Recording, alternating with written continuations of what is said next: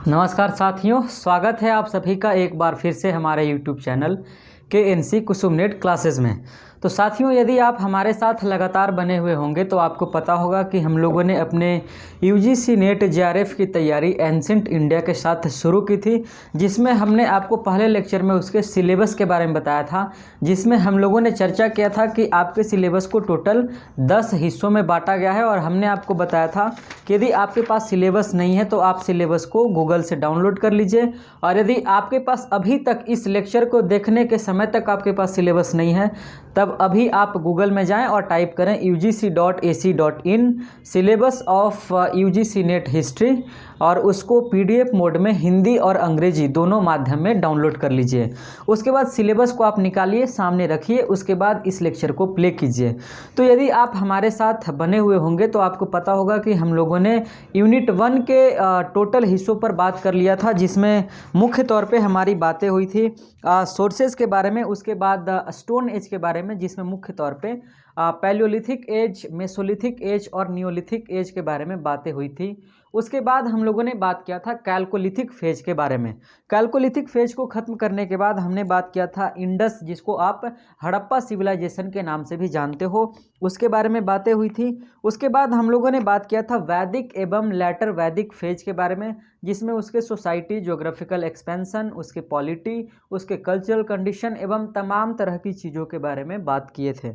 उसके बाद हम लोगों ने बात किया था एक्सपेंशन ऑफ स्टेट सिस्टम, जिसमें हम लोगों ने महाजनपद काल के समय भारत की क्या राजनीतिक स्थिति थी, क्या सामाजिक स्थिति थी, इन तमाम चीज़ों के बारे में चर्चा किया था। उसके बाद हमने बात किया था जैनिज्म के बारे में, यानी कि जैन धर्म में टोटल कितने तीर्थंकर हुए, और आपको पता होगा कि 24वें तीर्थंकर के रूप में महावीर चलकर आते हैं, और वहीं पर जैन धर्म क्लाइमेक्स पे पहुंचता है, और उसके बाद धीरे धीरे कर करके जैन धर्म का पतन हो जाता है। उसके बाद हमने पढ़ा था बौद्ध धर्म के बारे में, जिसमें मुख्य तौर पे हमने महात्मा बुद्ध एवं उनके फिलॉसफी, और उन्होंने कहाँ कहाँ अपने फिलॉसफी को दिया, और किन किन राजघरानों से उनका संबंध था, उन तमाम चीज़ों के बारे में चर्चा की थी। उसके बाद हम लोगों ने यूनिट 2 पर आ गए थे, और यूनिट 2 पर हम लोगों ने बात किया था राइज ऑफ मगध के बारे में, जो कि अब इस लेक्चर से ठीक 3 लेक्चर पहले हम लोगों ने बात किया था, जिसमें 3 डायनेस्टी के बारे में बात हुई थी।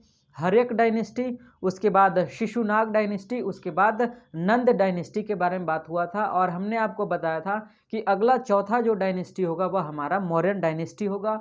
लेकिन मौर्यन डायनेस्टी की स्थापना से पहले 2 विदेशी आक्रमण होते हैं, जिसको आप हखमनी आक्रमण एवं सिकंदर के आक्रमण, जिसको यूनानी आक्रमण के नाम से आप जानते हो, उसके बारे में चर्चा करेंगे। तो आपको हमने पिछले लेक्चर में और उससे सेकंड का जो लास्ट लेक्चर था, सेकंड लास्ट लेक्चर एवं लास्ट लेक्चर, उन दोनों में हम लोगों ने हखमनी इन्वेजन, उसके बाद सिकंदर का इन्वेजन है, जिसको यूनानी इन्वेजन कहते हैं, उसके बारे में बात किया था। आज के लेक्चर से हम लोग एक नए टॉपिक की शुरुआत करने जा रहे हैं, एक नए चैप्टर की शुरुआत करने जा रहे हैं। यह एक बहुत बड़ा चैप्टर है, और यहीं से मुख्य तौर पे भारत के राजनीतिक इतिहास की शुरुआत होती है। यहाँ पर मगध महाजनपद एक अंपायर का रूप लेगा, एक बड़ा सा स्टेट का रूप लेगा। ठीक है, तो ध्यान रखिएगा, आप सिलेबस को एक बार निकाल लीजिए और आप सिलेबस से मिला लीजिए। यूनिट 2 में आप चलेंगे तो वहाँ पर आपको पढ़ना था from state to empire, rise of Magadh, जिसके बारे में बात हो गई थी। Greek invasion under Alexander and its effect, इसके बारे में बात हुआ था। उसके बाद आज से हम लोग पढ़ने जा रहे हैं मौर्यन डायनेस्टी, मौर्य वंश। ठीक है, तो हमने आपको बताया था कि हम लोग किसी भी डायनेस्टी को पढ़ें या किसी भी सिविलाइजेशन को पढ़ें, उसको मुख्य तौर पे 5 या 6 हिस्सों में बांटकर पढ़ेंगे। कौन कौन हिस्से होंगे आइए एक बार देख लेते हैं। तो लेक्चर में आगे बढ़ने से पहले मेरा आपसे अनुरोध है कि आप हमेशा की तरह हमारे साथ चीज़ों को लिखते चलिएगा, और लिखने से ज़्यादा आप समझने की कोशिश कीजिएगा। तो देखिए, हमने आपको बताया था कि किसी भी सिविलाइजेशन हो या कोई भी डायनेस्टी हो, यदि उसके बारे में हम लोग बात करेंगे तो उसके मुख्य तौर पे 6 एक्सपेक्ट यानी 6 एस्पेक्ट्स पे बात करेंगे। कौन कौन 6 आयाम होंगे? पहला है उसका सोर्सेज। ठीक है, कि उस काल को अध्ययन करने के लिए हमारे पास कौन कौन सोर्सेज हैं, क्या क्या स्रोत हैं, कौन कौन सी किताबें हैं, कौन कौन से लिटरेरी सोर्स है, कौन कौन आर्कियोलॉजिकल सोर्स है, और कौन कौन फॉरेन अकाउंट्स हैं। उसके बाद हम लोग बात करेंगे उसके इकोनॉमिकल कंडीशन के बारे में, उस दौर की अर्थव्यवस्था कैसी थी। उसके बाद उसके पॉलिटिकल सिचुएशन के बारे में, यानी उस दौर में राजनीतिक स्थिति क्या थी। उसके बाद बात करने के लिए बताया था आपको कि उस समय के सोसाइटी के बारे में जानेंगे, यानी सोशल कंडीशन के बारे में। उसके बाद कल्चरल कंडीशन, जिसमें रिलीजन, महिला, ये तमाम सारे लोग आ जाएंगे। उसके बाद वुमेन कंडीशन के बारे में जानेंगे। उसके बाद इसी में पढ़ेंगे दास की स्थिति क्या थी, गुलामों की स्थिति क्या थी। उसके बाद ट्रेड डेवलपमेंट के बारे में, यानी कि उस समय ट्रेड हो रहा था तो क्या केवल आंतरिक व्यापार होता था या फिर एक्सटर्नल ट्रेड भी होता था, और यदि एक्सटर्नल ट्रेड होता था तो किन किन कंट्री के साथ किन किन सामान का इंपोर्ट और एक्सपोर्ट होता था, और यदि इंटरनल ट्रेड होता था तो किन किन राज्यों के साथ आपस में व्यापारिक संबंध थे। तो इन तमाम चीज़ों के बारे में हम लोग बात करेंगे। तो बिल्कुल आज से मौर्यन डायनेस्टी शुरू करने जा रहे हैं, तो हम लोग इसी क्रोनोलॉजिकल ऑर्डर में एक एक करके चर्चा करेंगे। ध्यान रखिएगा, मौर्यन डायनेस्टी एक लंबा चैप्टर है, इसलिए इसमें थोड़ा सा समय लगेगा। आप पेशेंस रखिएगा, आप आराम से एक एक लेक्चर करके हमारे साथ देखते चलिएगा, चीज़ों को समझते चलिएगा, आपको बहुत ही मज़ा आएगा पढ़ने में। ठीक है, तो चलिए फिर हम लोग आज से स्टार्ट करते हैं। देखिए, मौर्यन डायनेस्टी के बारे में पहले आप लिख लीजिए, अपने ऊपर टाइटल दीजिए और लिखिए मौर्यन डायनेस्टी 323 ईसा पूर्व से इसकी शुरुआत होती है। आपको पता होगा कि 323 या 326, 324 कई लोग बोलते हैं, उस समय सिकंदर का आक्रमण होता है भारत पर। और जब सिकंदर का आक्रमण भारत पर होता है उस समय भारत में नंद वंश का शासन चल रहा होता है, और भारत में शासक के रूप में धनानंद रहते हैं, जो कि महापद्मानंद के बेटे रहते हैं। ठीक है, और धनानंद की विलासी प्रवृत्ति के कारण, उनके अय्यास प्रवृत्ति के कारण, उनके द्वारा जबरदस्ती टैक्स वसूले जाने के कारण वहाँ के लोगों में, वहाँ के जनता में, वहाँ के प्रजा में असंतोष की भावना भड़क उठती है। और इस असंतोष का फायदा उठाते हैं उस दौर के गुरु, जिनको आप चाणक्य के नाम से जानते हो, जिनको आप कुटिल भी कहते हैं, जिनको आप कौटिल्य भी कहते हैं, जिनको आप विष्णुगुप्त भी कहते हैं। यह चारों पांचों नाम चाणक्य के ही नाम है। तो चाणक्य एक व्यक्ति को उठाते हैं, उस व्यक्ति का नाम रहता है चंद्रगुप्त मौर्य, और चंद्रगुप्त मौर्य को वह उठाकर पाटलिपुत्रा से उठाते हैं और सीधा उनको तक्षशिला विश्वविद्यालय में उनका नामांकन करवाते हैं उनको पढ़ने के लिए। और वह कहते हैं कि आप वहाँ से पढ़ाई करके आएंगे, फिर आपको यहाँ शासन करना है, धनानंद से लड़ना है। ऐसा चाणक्य ने क्यों किया था? क्योंकि इससे पहले चाणक्य को एक बार धनानंद के द्वारा सभा में बुलाया जाता है एज ए गेस्ट। तो वहाँ पर जब चाणक्य जाते हैं तो वहाँ पर धनानंद के द्वारा चाणक्य का अपमान किया जाता है, और उस दौर में प्राचीन व्यवस्था में ब्राह्मण का अपमान अपशकुन माना जाता था। तो उस ब्राह्मण का अपमान जब किया गया तो चाणक्य ने उस अपमान का बदला लेने के लिए नंद वंश को उन्मूलन करने के लिए ठान लिया, और नंद वंश के पतन करने के लिए, उसको समाप्त करने के लिए, उसको खत्म करने के लिए चंद्रगुप्त मौर्य को शासक के रूप में अपॉइंट करता है। तो अपॉइंट करने से पहले उसको विश्वविद्यालय भेजता है पढ़ने के लिए। तो ध्यान रखिएगा, चंद्रगुप्त मौर्य तक्षशिला विश्वविद्यालय के विद्यार्थी थे।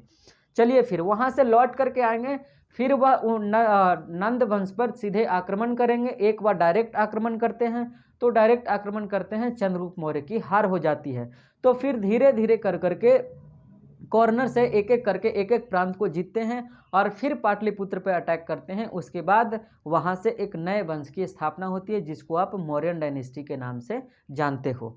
तो उसी डायनेस्टी के बारे में पढ़ने जा रहे हैं हम लोग। तो 323 ईसा पूर्व में चंद्रगुप्त मौर्य नामक व्यक्ति ने मौर्यन वंश की नींव रखी, और यह वंश 184 एडी तक चला। 184 एडी में जाकर मौर्यन डायनेस्टी का ही एक सेनापति रहता है, जिसका नाम रहता है पुष्यमित्र शुंग, और वह जाति से, वह वर्ण से ब्राह्मण रहता है। तो अंतिम मौर्य शासक बृहदत्त की भरी सभा में परेड चल रहा होता है, उसी दौरान वह हत्या कर देता है, और उसके बाद वह एक नए वंश की स्थापना करता है, जिसको आप शुंग वंश के नाम से जानते हो। तो ध्यान रखना, 323 ईसा पूर्व से लेकर 184 ईसा तक, 184 एडी तक का, इतने साल के बीच का इतिहास मौर्यन डायनेस्टी का इतिहास है। तो जब हम लोग मौर्य काल के बारे में पढ़ेंगे तो इतने लंबे पीरियड के समय सोसाइटी क्या था, कल्चर क्या था, इकोनॉमी क्या था, महिलाएं क्या थी, शैक्षणिक हालात क्या थे, धर्म की क्या स्थिति थी, जातियां क्या थी, व्यापारिक स्थिति क्या थी, वैदेशिक संबंध क्या थे, नौका था या नहीं था, या तमाम तरह की बातें, एक एक बातों पर हम लोग विस्तार से चर्चा करेंगे। तो फिर आइए हम लोग पहले बात पर चर्चा करते हैं कि इतने लंबे पीरियड को अध्ययन करने के लिए हमें किन किन सोर्सेज का सहारा लेना पड़ता है। तो ध्यान रखिएगा, सोर्सेज के बारे में सबसे पहले ऊपर लिख लें, Mauryan sources of Mauryan dynasty. और हमने आपको बताया था, जब आप हमारे पहले लेक्चर को देखे होंगे, एंशिएंट हिस्ट्री का पहले चैप्टर का पहला लेक्चर जिसमें हम लोगों ने सोर्सेज पे बात किया था, तो हमने आपको बताया था कि सोर्सेज मुख्य तौर पे 3 तरह के होते हैं। कौन कौन? यदि आपने उस लेक्चर को देखा होगा तब आपको चीज़ें समझ में कुछ ज़्यादा आ रही होंगी, और यदि आपने नहीं देखा है तो आप चैनल के प्लेलिस्ट पे चले जाइए और वहाँ पर आपको क्रोनोलॉजिकल ऑर्डर में लेक्चर को सजाया हुआ मिल जाएगा। आप एक एक करके एक एक लेक्चर को देख लीजिएगा और साथ में ही नोट्स तैयार कीजिएगा सब्जेक्टिव फॉर्मेट में। तो हमने बताया था आपको कि सोर्सेज मुख्य तौर पे 3 तरह के होते हैं। कौन कौन? पहला सोर्सेज होता है जिसको आप आर्कियोलॉजिकल सोर्स के नाम से जानते हो, हिंदी में पुरातात्विक स्रोत कहते हैं। दूसरा सोर्स होता है लिटरेरी सोर्स, जिसको आप साहित्यिक स्रोत के नाम से जानते हो। और तीसरा स्रोत होता है जिसको फॉरेन अकाउंट्स कहा जाता है, हिंदी में विदेशी वृत्तांत कहते हैं।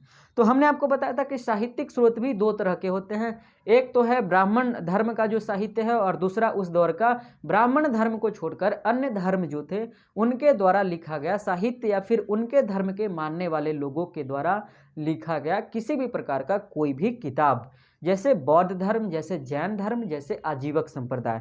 ठीक है, ध्यान रखिएगा, इस दौर में मुख्य तौर पे 4 ही रिलीजन चल रहे हैं। कौन कौन? पहला ब्राह्मण धर्म, दूसरा बौद्ध धर्म, तीसरा जैन धर्म और चौथा आजीवक संप्रदाय। ठीक है, इसके अलावा भारत में अभी तक कोई भी रिलीजन नहीं है। चलो फिर अब बात करते हैं सोर्सेज के बारे में। अब मैंने बता दिया कि सोर्सेज 3 प्रकार के होते हैं, एक एक करके हम लोग चर्चा करेंगे। सबसे पहले आर्कियोलॉजिकल सोर्स के बारे में बात करते हैं। देखिए, लिखिए आर्कियोलॉजिकल सोर्स, हिंदी में पुरातात्विक स्रोत लिखिए।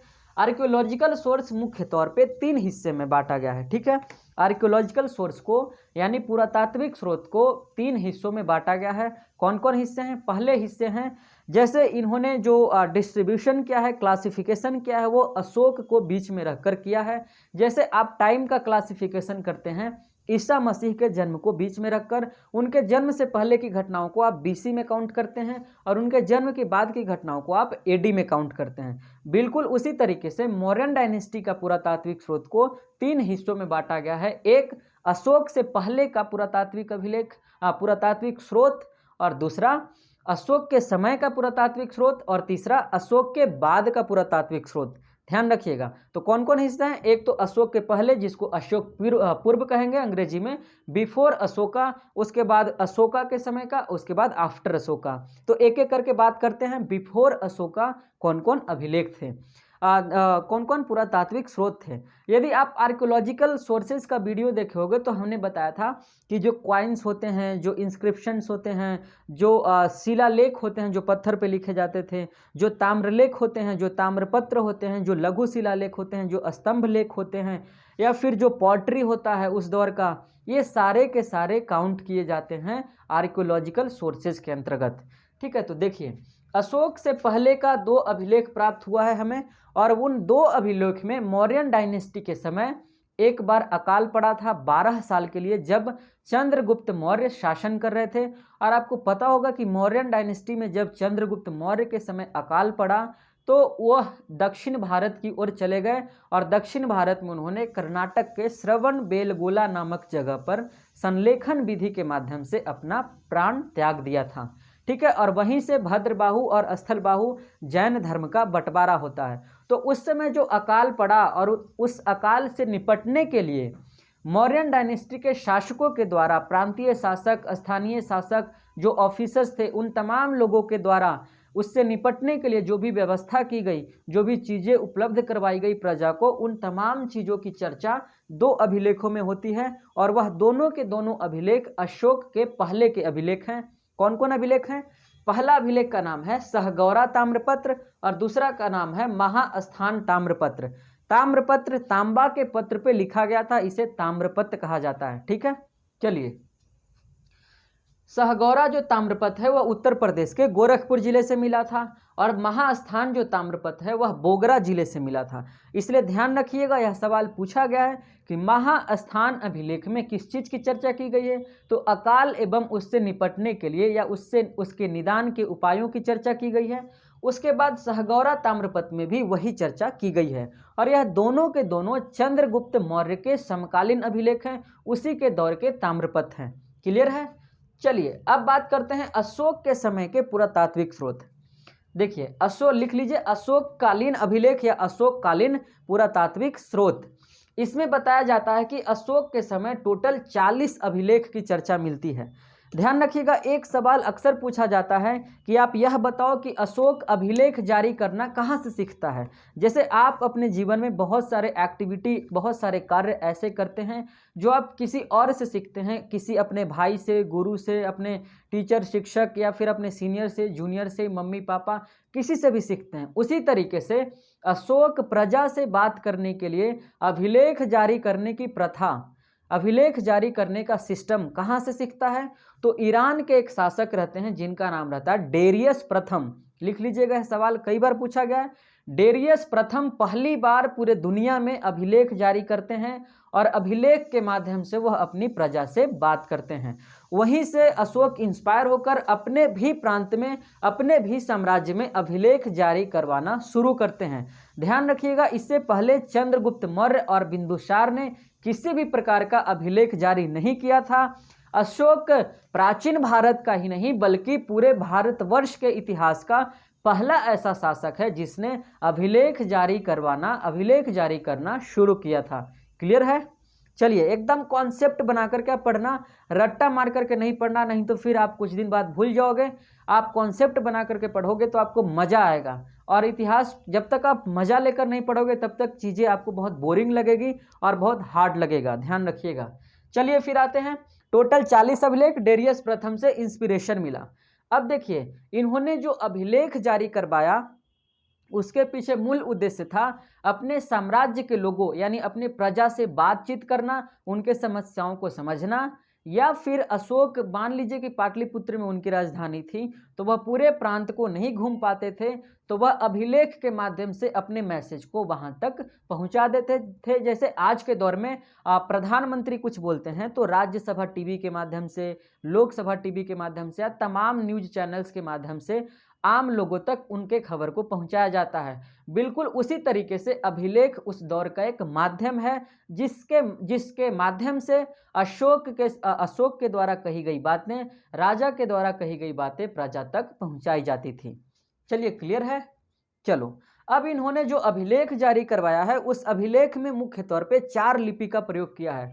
ध्यान रखिएगा, जो भी बात मैं बोल रहा हूँ उसको आप सब्जेक्टिव फॉर्मेट में लिखना, एक एक सवाल यहाँ से टच करता है। टोटल 4 लिपि का प्रयोग किया है। कौन कौन? एक तो ब्राह्मी लिपि है, दूसरा खरोष्ठी लिपि है, तीसरा ग्रीक लिपि है और चौथा आरामाइक लिपि है। ठीक है, 4 लिपि हैं। कौन कौन? ब्राह्मी है, खरोष्ठी लिपि है, आरामाइक है और उसके बाद ग्रीक लिपि है। चलिए उसके बाद देखिए ब्राह्मी खरोष्ठी लिपि कहाँ से मिली है उसको लिख लीजिए। खरोष्ठी लिपि पश्चिमी पाकिस्तान के हिस्से से, ठीक है, इनका साम्राज्य अफगानिस्तान से लेकर के नीचे कलिंग तक फैला हुआ था अशोक का साम्राज्य। तो उधर के लोगों के लिए, उधर के लोग यानी कि पश्चिम पाकिस्तान के लोगों से बात करने के लिए जो अभिलेख जारी करवाया था उसके लिए उन्होंने खरोष्ठी लिपि का प्रयोग किया था, क्योंकि वहाँ के लोगों को ब्राह्मी लिपि समझ में नहीं आता था, इसीलिए खरोष्ठी लिपि के माध्यम से वहाँ पर बात की गई। ठीक है। चलिए उसके बाद जैसे आज आप देखो प्रधानमंत्री जब साउथ के लोगों से बात करेंगे तो साउथ को लोगों को या तो तमिल में बात करना होगा, तेलुगु में बात करना होगा, या फिर कॉमन लैंग्वेज जो कि अंग्रेजी है, क्योंकि आप हिंदी में बात करेंगे तो कम्युनिकेशन गैप इस्टेब्लिश होगा। तो ये सारा सिस्टम आप देखिए कहीं ना कहीं मौर्यन डायनेस्टी से सारी चीज़ें चली आ रही है। एक राजा अपने प्रजा से बात करने के लिए किस तरीके से दिमाग लगाता है। अब देखो खरोष्ठी लिपि पश्चिमी पाकिस्तान से जो भी अभिलेख मिलेगा आंख बंद करके टिक कीजिएगा, उसमें खरोष्ठी लिपि का प्रयोग किया गया था। उसके बाद ग्रीक एवं आरामाइक लिपि का प्रयोग अफगानिस्तान से मिलने वाले तमाम अभिलेख में प्रयोग किया गया है। जैसे अफगानिस्तान में कांधार नामक जगह से एक अभिलेख मिला था जिसका नाम था शाह ए कुना। ठीक है, शाह ए कुना, यह लेख कांधार से मिला है और इसमें ग्रीक एवं आरामाइक लिपि दोनों लिपि का जिक्र किया गया है। आपसे पूछा जाता है कि किस प्रांत से अभिलेख मिला है जिसमें 2 लिपियों का प्रयोग किया गया है, तो वह अफगानिस्तान एवं कंधार का इलाका है। और कौन कौन लिपि है? ग्रीक एवं आरामाइक। चलो, अफगानिस्तान से ही एक और अभिलेख मिला है जिसका नाम है पुले दारूत। ठीक है, नाम थोड़ा सा आपको अटपटा लगेगा लेकिन आपको पढ़ना है, पुले दारूत अभिलेख। ठीक है, चलो उसके बाद देखो, पश्चिमी पाकिस्तान और अफगानिस्तान के इलाके को छोड़ दिया जाए तो उसके बाद बाकी के जो नीचे के इलाके थे, रेस्ट ऑफ द एरिया, उसमें वह ब्राह्मी लिपि का प्रयोग करते थे, ब्राह्मी स्क्रिप्ट का प्रयोग करते थे किसी भी अभिलेख को जारी करने के लिए। चलो, क्लियर है? आगे बढ़ते हैं। अब देखिए, ग्रीक भाषा यहाँ पर मैंने बता दिया, ग्रीक भाषा कंधार के क्षेत्र में मिला, खरोष्टी। अब देखो, मानसेहरा और शहबाज गढ़ी, यह दोनों का दोनों जगह जो है वह पश्चिमी पाकिस्तान का ही जगह है। इसलिए आपसे सवाल आता है कि मानसेहरा एवं शहबाज गढ़ी से जो अभिलेख प्राप्त हुए हैं उसमें किस लिपि का प्रयोग किया गया है? तो खरोष्ठी लिपि का प्रयोग किया गया है। चलिए आगे बढ़ते हैं। अब आते हैं, यह तो था अशोक के समय का ही अभिलेख। अब अशोक का खुद का अभिलेख है, यह अशोक के समय का अभिलेख है। अब देखो, अशोक के टोटल जो अभिलेख हैं उसको 4 हिस्सों में बांटा गया है। कितने हिस्सों में? 4 हिस्सों में। कौन कौन हिस्से हैं? पहला हिस्सा का नाम है शिलालेख। ठीक है, शिलालेख, एक बड़े से पत्थर पे लेख उत्कीर्ण करवाया जाता था, उसी को बोला गया शिलालेख। ठीक, उसके बाद यह शिलालेख की संख्या 14 बताई गई है, 14। उसके बाद लघु शिलालेख, यानी छोटे से पत्थर पे, ठीक है, छोटे से पत्थर पे उत्कीर्ण किया हुआ लेख। और उसके बाद तीसरा जो है स्तंभ लेख है। ठीक है, इस तरीके का जैसे आपके घर में कीवार होता है उसी तरीके से एक स्तंभ पे लिखा गया, उत्कीर्ण करवाया गया लेख। और उसके बाद स्तंभ लेख की संख्या 7 बताई गई है। कितना? 7। ठीक है, चलो उसके बाद लघु स्तंभ लेख, यानी छोटा स्तंभ पे लिखा गया लेख, उत्कीर्ण किया गया लेख, उनकी संख्या बताई नहीं गई है, इसलिए इसको आप राजकीय अभिलेख के नाम से भी जाना जाता है। ऐसा इसलिए जाना जाता है क्योंकि जो लघु शिलालेख थे उसके माध्यम से अशोक अपने लोगों को जो भी आदेश देना चाहते थे उस आदेश को उत्कीर्ण करवाते थे लघु शिलालेख पर। चलिए, इसके अलावा यह तमाम सारी बातें हो गई अशोक कालीन अभिलेख के बारे में। ठीक है, उसके बाद अशोक के बाद के भी कुछ अभिलेखें हैं जिसमें आता है रुद्रदामन का जूनागढ़ अभिलेख। ठीक है, और उस समय के उसके बाद के यानी अशोक के मृत्यु के बाद के कुछ सिक्के हैं जिसमें आहत सिक्के भी आते हैं। जब मौर्यन डायनेस्टी में व्यापार किया जाता है तो उस समय व्यापार करने के लिए निष्क, शतमान और यह आहत सिक्के जैसे सिक्कों का प्रयोग किया जाता है, तो वह सिक्के भी आर्कियोलॉजिकल सोर्सेज के अंतर्गत काउंट किए जाते हैं। और उसके बाद मृदभांड कला। ठीक है, उस दौर की जो मृदभांड कला है, मृदभांड कला के बारे में बताया जाता है कि उस समय NBPW, north black polished where, उत्तरी काले पॉलिशदार मृदभांड। ठीक है, यदि NBPW मिलता है तो उससे पता करते हैं कि यह मौर्यन डायनेस्टी के समय का मृदभांड है और उसे भी एक पुरातात्विक स्रोत के रूप में इस्तेमाल किया जाता है। तो यह तमाम तरह के सोर्सेज थे, यह तमाम तरह के अभिलेख थे, इंस्क्रिप्शन थे, क्वाइंस थे, पॉटरी थे। इन सभी चीज़ों का जब आप अध्ययन करोगे तो मौर्यन डायनेस्टी के अध्ययन के लिए जितने भी आर्कियोलॉजिकल सोर्सेज हैं वह सभी के सभी इसमें शामिल हो जाएंगे। तो हमने आर्कियोलॉजिकल सोर्सेज के में बात कर लिया। अब हम लोग बात करेंगे लिटरेरी सोर्सेज के बारे में। चलिए लिखिए लिटरेरी सोर्सेज, और लिटरेरी सोर्सेज में पहले लिखिए कौटिल्य का अर्थशास्त्र। ठीक है, कौटिल्य का अर्थशास्त्र, कौटिल्य का 4 नाम है, हमने आपको बताया शुरू में। ठीक है, अर्थशास्त्र इसका नाम है दोस्तों। इसमें इकोनॉमी की बात नहीं की गई है बल्कि इसमें एडमिनिस्ट्रेटिव रिफॉर्म्स की बात की गई है, पॉलिटी की बात की गई, यानी राजनीति की बात है, प्रशासन की बात है, राजा कौन बन सकता है, राजा को कब जगना चाहिए, राजा को कब सोना चाहिए, राजा को क्या आदेश देना चाहिए, क्या राजा क्षत्रिय होना चाहिए, या और पाटलिपुत्र के नगर प्रशासन के बारे में चर्चा की गई है। तो यह तमाम तरह की चर्चा कौटिल्य के द्वारा लिखी गई पुस्तक अर्थशास्त्र में की गई है। और कौटिल्य मौर्यन डायनेस्टी के समय, चंद्रगुप्त के समय, बिंदुसार के समय और अशोक के समय, यह तीनों के समय वह मौर्यन डायनेस्टी का प्रधानमंत्री होता है। चलिए उसके बाद बात करते हैं, दूसरे राइटर का नाम है विशाख दत्त। इनका नाम केवल याद रखिएगा, इन्होंने एक नाटक लिखा था जिस नाटक का नाम है मुद्रा राक्षस। इससे भी मौर्यन डायनेस्टी, मौर्यन समाज के बारे में पता चलता है। उसके बाद तीसरा सोर्स के रूप में है शूद्रक के द्वारा लिखी गई मृक्षकटिकम। इसमें भी Mauryan society, Mauryan polity, Mauryan economy की चर्चा की गई है। उसके बाद कल्हन के द्वारा लिखी गई किताब है राजतरंगिणी, जो कि मौर्यन डायनेस्टी के कॉन्टेम्प्ररी नहीं है, उसके बाद का है, लेकिन राजतरंगिणी ने मौर्यन डायनेस्टी के बारे में राजतरंगिणी में चर्चा की गई है। चलिए, और कल्हन कौन है? यह कश्मीर के द्वारा, कश्मीर के ऊपर लिखा गया, कश्मीर के इतिहास के ऊपर लिखा गया सबसे प्रामाणिक स्रोत है और सबसे प्रामाणिक किताब है। उसके बाद देखते हैं बाणभट्ट हैं, तो बाणभट्ट ने किताब लिखा। बाणभट्ट दरअसल हर्षवर्धन का दोस्त था, ठीक है, और उन्होंने एक किताब लिखा था हर्षवर्धन की प्रशंसा में।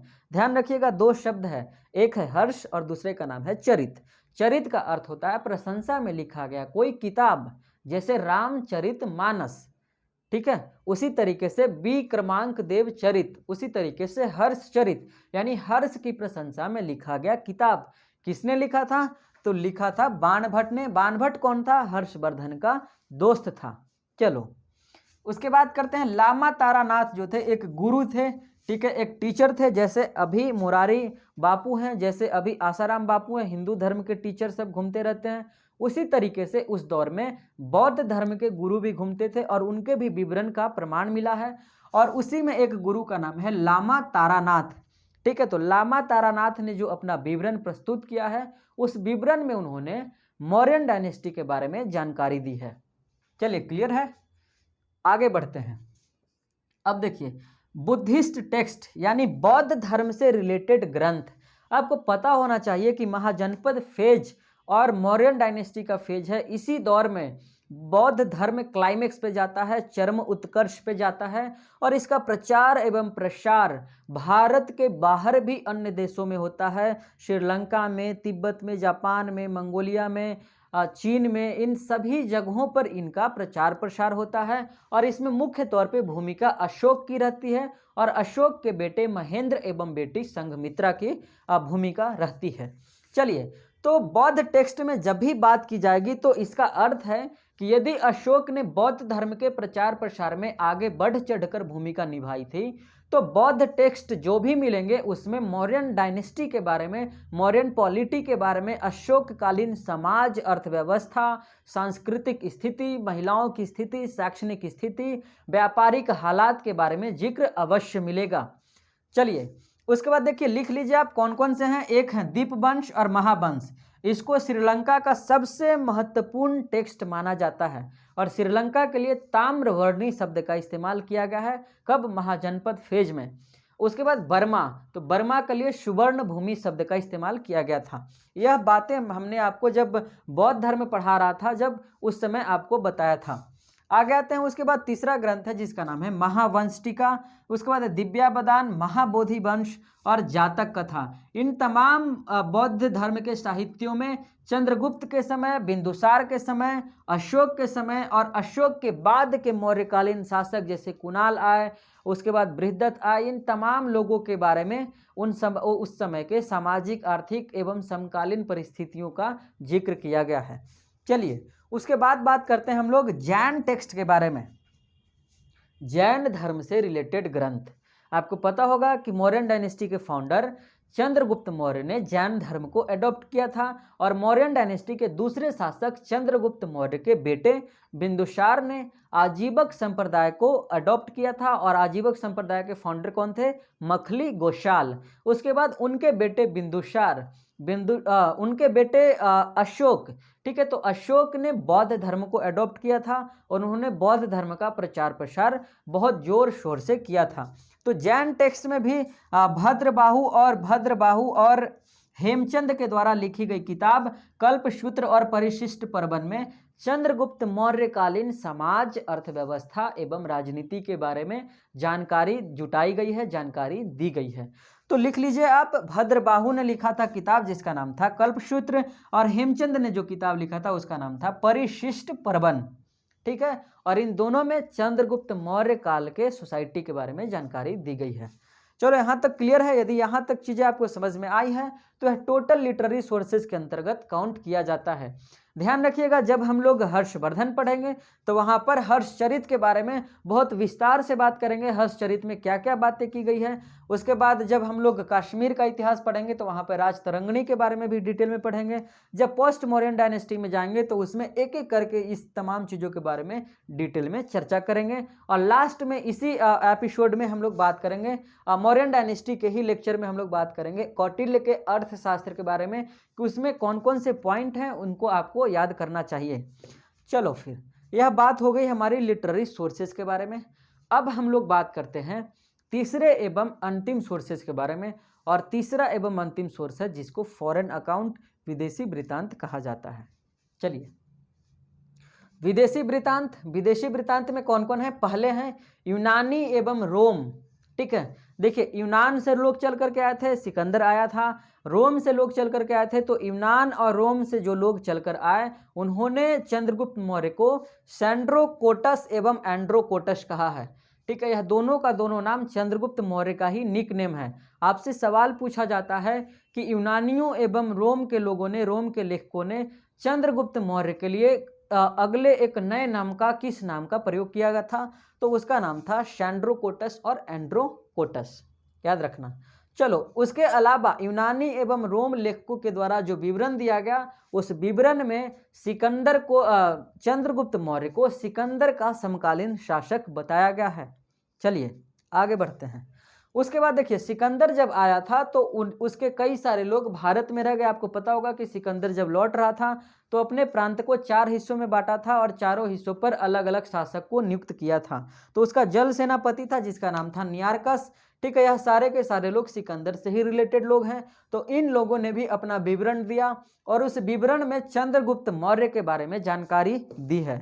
चलो, उसके बाद बात करते हैं तीसरा और सबसे इंपॉर्टेंट विदेशी साहित्य है, विदेशी स्रोत है। इसका स्थान बिल्कुल उतना ही महत्वपूर्ण है जैसे साहित्यिक स्रोत में सबसे महत्वपूर्ण है कौटिल्य का अर्थशास्त्र। उसी तरीके से विदेशी स्रोत में सबसे महत्वपूर्ण है मेगास्थनीज का इंडिका। क्लियर है? चलिए, तो मेगास्थनीज एक लेखक है, एक ट्रैवलर है जो घूमने आता है इंडिया में चंद्रगुप्त मौर्य के समय, और वह एक किताब लिखता है जिसका नाम है इंडिका। इंडिका को मेन सोर्स के रूप में जाना जाता है। इंडिका जब उन्होंने लिखा तो इसमें पाटलिपुत्रा के बारे में विशेष तौर पे बताया है, उस समय के सामाजिक अर्थव्यवस्था, पॉलिटी, इकोनॉमी, इन तमाम चीज़ों के बारे में एक एक करके डिटेल में बात किया है।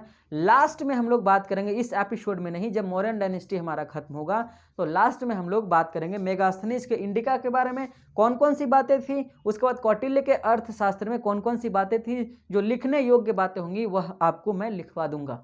चलो, उसके बाद देखो, मेगास्थनीज का जो इंडिका है वह दुर्भाग्य से, आप ऐसा कहो कि अनफॉर्चुनेटली, वह अभी ओरिजिनल मूल प्रति में उपलब्ध नहीं है। उसका ओरिजिनल कॉपी हमारे पास नहीं है। तो उसमें क्या हुआ, इंडिका में कई सारे लेखकों ने आगे चल करके संशोधन किया और उन्हीं के द्वारा लिखी गई चीज़ें अभी तक बची हुई है। उन लेखकों में नाम आता है स्ट्रैबो का। ठीक है, उसके बाद इनका नाम याद रखिएगा, इन सभी लोगों का। इन सभी लोगों ने मिलकर के इंडिका लिखा था, मेगास्थनीज के इंडिका को ही आगे बढ़ाया था। स्ट्रैबो हैं, डायोडोरस हैं, उसके बाद प्लिनी है, प्लिनी का एक किताब है जिसका नाम है नेचुरल हिस्टोरिका। डायोडोरस हैं, उसके बाद प्लिनी है, उसके बाद एरियन है, एरियन ने भी इंडिका लिखी है। उसके बाद प्लूटार्क हैं, ठीक है, जिन्होंने बताया था कि चंद्रगुप्त मौर्य के पास एक बहुत बड़ी सेना थी। उसके बाद जस्टिन है, और इन सभी लोगों ने मिलकर के इंडिका लिखा। तो यह तमाम सारी बातें थी मौर्यन डायनेस्टी के सोर्सेज के बारे में। तो साथियों, आज का लेक्चर में जो भी बातें करनी थी हम लोगों ने बात कर ली है। अब हम लोग बात करेंगे, अगले लेक्चर में मिलेंगे एक नए टॉपिक के साथ जिसमें हम लोग पॉलिटिकल हिस्ट्री की शुरुआत करेंगे चंद्रगुप्त मौर्य के साथ। चलिए, तो फिर विदा लेते हैं। तो आप हमारे चैनल पे पहली बार आए हैं तो हमारे चैनल को सब्सक्राइब कर लीजिए, साथ में बेल आइकॉन प्रेस कर ऑल नोटिफिकेशन ऑन कर दीजिएगा, ताकि अगली बार कोई भी वीडियो डालूं तो सबसे पहले नोटिफिकेशन आप तक पहुंचे और आपकी तैयारी और बेहतरीन तरीके से संभव हो सके। और हम लोग टारगेट किए हैं जून 2021 के एग्जामिनेशन का, इसलिए मेरी पूरी कोशिश होगी कि आपका जून 2021 में JRF हो। आप हमारे साथ ईमानदारी से मेहनत करते चलना और अपने उन तमाम दोस्तों के साथ वीडियो को शेयर करना, ताकि हम ज़्यादा से ज़्यादा लोगों की मदद कर सकें। तो thank you very much guys to join me once again. Bye bye, take care.